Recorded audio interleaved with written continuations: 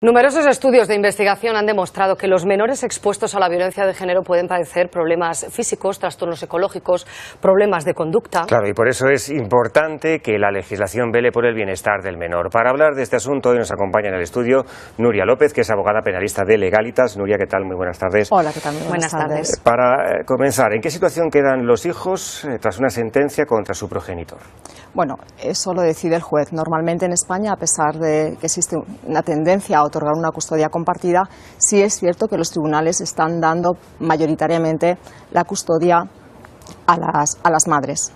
En caso, como muy bien habéis mencionado antes, que exista violencia de género, ahí normalmente y como regla general se excluye la custodia o la guarda y custodia compartida y se otorga directamente a la madre, porque así lo establece la ley de violencia de género. Se otorga la custodia a la madre, pero las visitas se interrumpen al padre o con sentencia firme, o en eso cómo estamos. No, vamos a ver, se da la guardia y custodia a la madre. Otra cosa distinta es lo que atañe al régimen de visitas.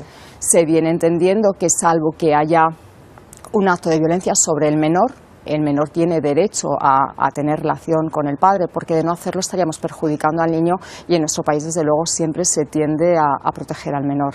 Por ahí le íbamos a preguntar, la legislación española, claro, prima el bienestar del menor por encima de los derechos de paternidad. Siempre, cualquier juez siempre va a mirar por los intereses del niño. Además, en este tipo de procedimientos no solamente interviene un juez, que es el que finalmente decide, sino además está el Ministerio Fiscal, que es el encargado de velar por ese interés del menor, y se vela en España. Hoy hemos visto el caso de dos víctimas de violencia de género que han entregado 150.000 firmas, pero en este caso quizá la complicación viene porque son otros países los que están intercediendo, los padres viven en otros países y reclaman el que acudan los menores a su país.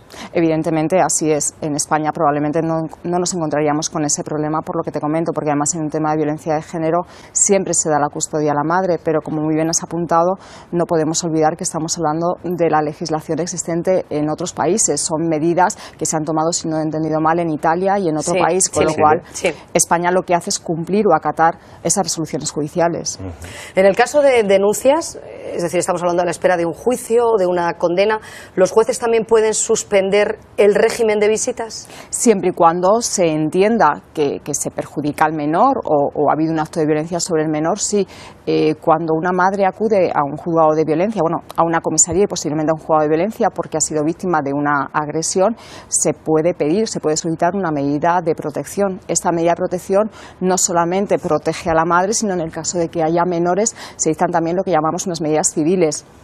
Esas medidas civiles van encaminadas, en primer lugar, a dar unas visitas, si procede dar unas visitas, que en la mayor parte de los casos, salvo los supuestos que hemos visto anteriormente, sí van a proceder casi siempre, por lo que hemos comentado, y además la madre víctima de violencia de género se queda al cargo de unos menores. Habrá que ver también la pensión por alimentos que el padre debe de pasar a esa madre. Es verdad que en España hay un antes y después de 2015, cuando cambió la legislación y se pasó a considerar a los hijos de mujeres maltratadas víctimas también de violencia de género. Sí, es cierto, se les considera víctimas de violencia de género, pero no en un contexto como tal víctimas de violencia de género. Es decir, el padre maltrata o agrede a la madre, pero como os estoy comentando, siempre y cuando sobre el niño no se cometa ninguna agresión ni ningún acto violento, no se tiene por qué adoptar ningún tipo de medida respecto al menor. Otra cosa distinta es que, puesto que existe o puede existir una orden de alejamiento respecto de la madre, evidentemente no puede ser la madre la que entregue a ese niño. Lo que se hace habitualmente es, si existe una tercera persona interpuesta, como son los abuelos, a través de los cuales se puede hacer las entregas y recogidas a los niños, se usa esta medida, o si no, a través de puntos de encuentro. Estábamos viendo el caso de estas dos mujeres que escaparon de Italia, de Chile. Si una madre española abandonara nuestro país con su hijo, ¿estaríamos hablando de un secuestro? Estaríamos hablando, pero además no podemos olvidar que en estos casos, para poder sacar a un menor de nuestro país, se requiere el pasaporte. Recientemente ha sido modificado todo lo concerniente a este tema. Anteriormente cualquiera de los progenitores podía ir a una comisaría de policía y se expedía el pasaporte. En la actualidad se requiere el consentimiento tanto materno como paterno para sacar el pasaporte, y es frecuente en temas de separaciones o de violencia que se pida cautelarmente a un juez que se proceda a retirar el pasaporte. Sería más fácil en este caso quizá a una madre sacar al menor que a un padre, porque siempre si va a un aeropuerto se le va a pedir el pasaporte del menor y la madre siempre va a poder solicitar a un juzgado la retirada cautelar de ese pasaporte. Nuria López, abogada penalista de Legalitas, especializada en violencia de género, gracias por haber compartido con nosotros estos minutos en el A vosotros, desde luego, un auténtico placer. Muchas gracias. Buenas tardes.